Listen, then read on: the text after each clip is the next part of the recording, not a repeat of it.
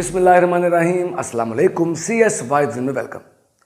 Previous lecture में हम लोगों ने बात की थी प्रोग्रामिंग लैंग्वेजेस और उनके टाइप्स पर। इस लेक्चर में हम बात करेंगे सोर्स कोड, ऑब्जेक्ट कोड और लैंग्वेज ट्रांसलेटर्स पर। सबसे पहले हम देखते हैं कि सोर्स कोड होता क्या है। हर वो प्रोग्राम, हर वो सेट ऑफ इंस्ट्रक्शन जो हाई लेवल लैंग्वेज में लिखा जाए या असेंबली लैंग्वेज में लिखा जाए, उसे सोर्स कोड कहते हैं। सोर्स कोड को डायरेक्टली कंप्यूटर नहीं समझ सकता, क्योंकि high level language close to human language है, यानी इनमें इंग्लिश लाइक वर्डिंग होती है जो कि कंप्यूटर डायरेक्टली नहीं समझ सकता। यानी इसमें प्रोग्रामर जो है उसके लिए काम करना तो आसान है।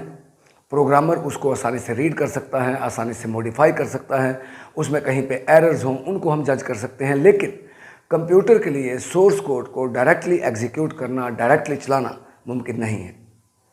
सोर्स कोड को कन्वर्ट करना होता है ऑब्जेक्ट कोड में। ऑब्जेक्ट कोड सिर्फ मशीन लैंग्वेज में लिखा हुआ जो प्रोग्राम है या जो इंस्ट्रक्शंस हैं उसको हम ऑब्जेक्ट कोड कहते हैं। लिहाजा ऑब्जेक्ट कोड को डायरेक्टली कंप्यूटर समझ सकता है, जो कि 0-1 की शक्ल में है, मशीन लैंग्वेज की शक्ल में है। प्रोग्रामर अब यहाँ पे इस ऑब्जेक्ट कोड में काम नहीं कर सकता, क्योंकि वो 0-1 की शक्ल में है, मशीन लैंग्वेज की शक्ल में है, और इसमें डायरेक्टली काम करना हमारे लिए, एक प्रोग्रामर के लिए बहुत टफ है और टाइम कंज्यूमिंग है। एक प्रोग्रामर के लिए सोर्स कोड को समझना बहुत आसान है, क्योंकि वो हाई लेवल लैंग्वेज में है, इंग्लिश लाइक वर्डिंग में है। इसका मतलब ये हुआ कि सोर्स कोड को जब तक हम कन्वर्ट नहीं करते ऑब्जेक्ट कोड में, कंप्यूटर उसे एग्जीक्यूट नहीं कर सकता और हमारा जो सॉफ्टवेयर है, जो हमारा प्रोग्राम है, वो एग्जीक्यूट नहीं होगा। लिहाजा यहाँ पे ये सवाल पैदा होता है कि कोई ऐसी चीज़ होनी चाहिए जो हमारे सोर्स कोड को कन्वर्ट करे ऑब्जेक्ट कोड में, ताकि कंप्यूटर उसके ऊपर अपनी एग्जीक्यूशन दे सके, उसको चला सके। लिहाजा सोर्स कोड को कन्वर्ट करने के लिए ऑब्जेक्ट कोड में कुछ ट्रांसलेटर्स होते हैं, जिनको हम लैंग्वेज प्रोसेसर्स भी कहते हैं या लैंग्वेज ट्रांसलेटर्स कहते हैं। लैंग्वेज प्रोसेसर्स या लैंग्वेज ट्रांसलेटर्स ये वो सिस्टम सॉफ्टवेयर हैं जो सोर्स कोड को, यानी हाई लेवल लैंग्वेज की इंस्ट्रक्शंस को या असेंबली लैंग्वेज की इंस्ट्रक्शंस को मशीन कोड में कन्वर्ट करते हैं, और फिर कंप्यूटर हमारे उस सॉफ्टवेयर को या हमारे उस प्रोग्राम को एग्जीक्यूट करता है, चलाता है। इसकी रियल लाइफ एग्जांपल हम यूँ ले लेते हैं कि यानी फॉर एग्जांपल अगर मैं जापानीज़ एम्बेसी में जाता हूँ तो मुझे जापानीज़ नहीं आती, तो लिहाजा मैं क्या करूँगा, मेरी जो पंजाबी है या उर्दू है उसके लिए एक ट्रांसलेटर चाहिए होगा, और वो ट्रांसलेटर क्या करेगा, वो मेरी पंजाबी या उर्दू को सुनकर उसे कन्वर्ट करेगा जापानीज़ में और जापानीज़ पर्सन को सुनाएगा, और जापानीज़ पर्सन की बात सुन के वो उसे कन्वर्ट करेगा उर्दू या पंजाबी में और उसकी ट्रांसलेशन मुझे सुनाएगा। लिहाजा वो जो थर्ड पर्सन है, जो एक ट्रांसलेटर है, वो दो लैंग्वेजेस को कन्वर्ट कर रहा है, यानी मेरी लैंग्वेज को वो कन्वर्ट कर रहा है जापानीज़ की पर्सन की ज़ुबान में, और जापानीज़ पर्सन की जो लैंग्वेज है उसको वो कन्वर्ट कर रहा है मेरी लैंग्वेज में। तो लिहाजा इस तरीके से कम्युनिकेशन होगी।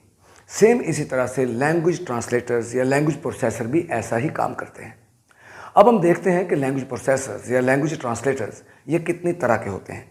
ये 3 तरह के हैं, जिनमें है कंपाइलर्स, इंटरप्रेटर और असेंबलर। पहले हम बात करते हैं कंपाइलर पर। कंपाइलर पर बात करने से पहले हमें देखना होगा कि कंपाइलिंग क्या है। कंपाइलिंग एक ऐसा प्रोसेस है जो कि सोर्स कोड को कन्वर्ट करता है ऑब्जेक्ट प्रोग्राम में, यानी मशीन कोड में। और कंपाइलिंग का प्रोसेस करने के लिए जो सिस्टम सॉफ्टवेयर इस्तेमाल होता है उसे कंपाइलर कहा जाता है। कंपाइलर ट्रांसलेट करता है हाई लेवल लैंग्वेज के प्रोग्राम को into machine language as a whole. As a whole से मुराद ये है कि ये पूरे प्रोग्राम को इकट्ठा रीड करेगा और उसके बाद एग्जीक्यूशन करेगा। फॉर एग्जांपल मेरे एक प्रोग्राम में 100 इंस्ट्रक्शंस हैं, तो कंपाइलर क्या करेगा, उन तमाम 100 इंस्ट्रक्शन को वो इकट्ठा रीड करेगा और उसके बाद उसे कन्वर्ट करेगा ऑब्जेक्ट प्रोग्राम में। यानी ये मुकम्मल प्रोग्राम को इकट्ठा रीड करता है, इकट्ठा ट्रांसलेट करता है। अगर मेरे प्रोग्राम में कहीं पर सिंटैक्स एरर हो तो कंपाइलर उसे कंपाइल नहीं करता और एरर मैसेज हमारी स्क्रीन पर डिस्प्ले कर देता है। अब यहाँ पे एक लफ्ज़ हमारे सामने आया, सिंटैक्स।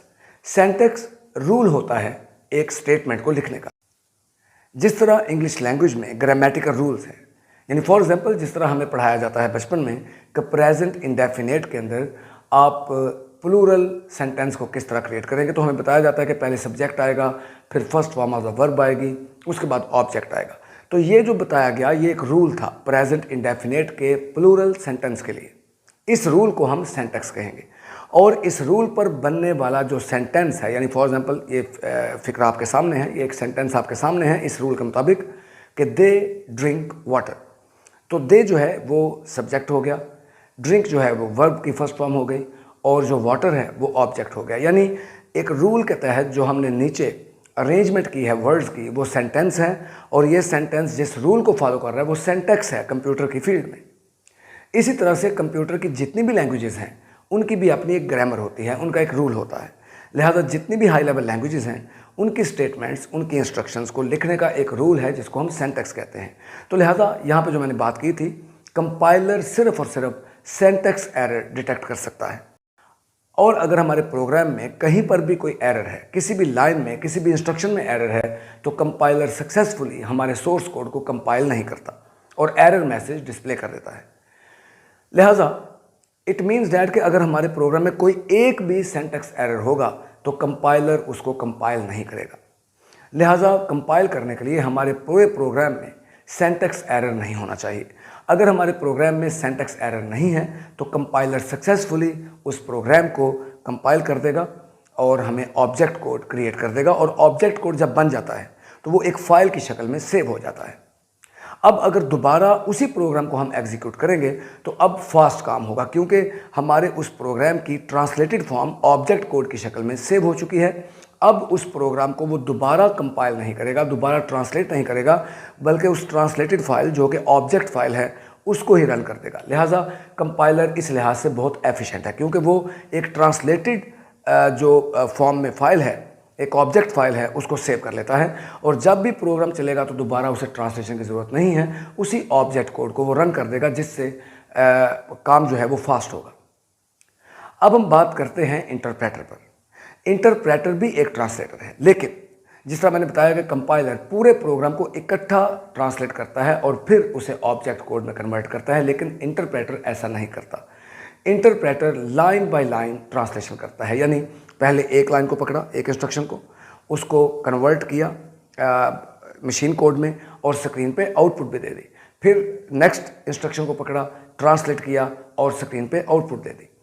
फ़र्ज़ करें कि अब मेरा एक 10 लाइन्स का 10 इंस्ट्रक्शन का एक प्रोग्राम है और 5th लाइन में अगर एरर है तो फिर एरर से ऊपर वाली जो लाइंस होंगी उनकी आउटपुट स्क्रीन पर आ जाएगी, लेकिन जहाँ पे एरर होगा वहाँ पे इंटरप्रेटर रुक जाएगा।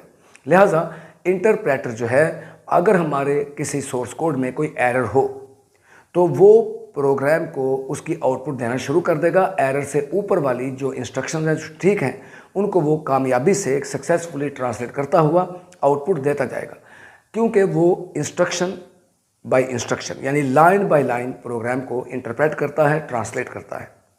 दूसरी बात जो इसकी अच्छी एफिशिएंसी नहीं है वो ये है कि इंटरप्रेटर जो है वो ऑब्जेक्ट कोड की फाइल बना के सेव नहीं करता। लिहाजा इसमें नुकसान ये है कि जब भी आप एक प्रोग्राम को रन करेंगे उसे फिर हर लाइन को फिर ट्रांसलेट करना पड़ता है। लिहाजा ये इतना एफिशिएंट नहीं है।